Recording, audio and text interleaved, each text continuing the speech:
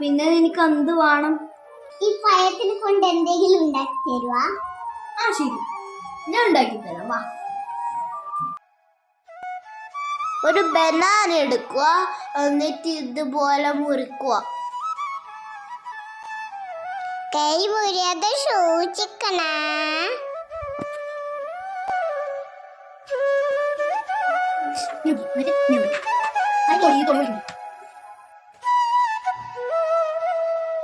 ഒരു പാൻ എടുത്തിട്ട് നമ്മൾ അടുപ്പത്ത് വെച്ചിട്ട് കുറച്ച് ചൂടാക്കാൻ നോക്കും. ഗ്യാസ് ഓണാക്കുക. ബനാന അതിലേക്ക് ഇടുക. പഞ്ചസാര ഇടുക. കുറച്ചധികം പഞ്ചസാര വേണം കേട്ടോ.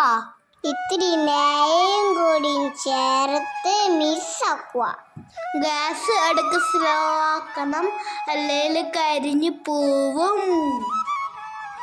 പഞ്ചസാര അങ്ങനെ നല്ലതല്ല കേട്ടോ. ഇനി ഇത് നമുക്ക് പാത്രത്തിലേക്ക് മാറ്റാം.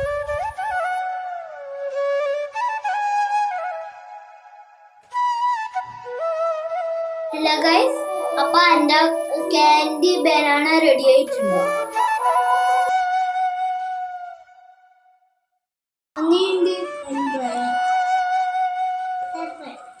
ഓക്കെ.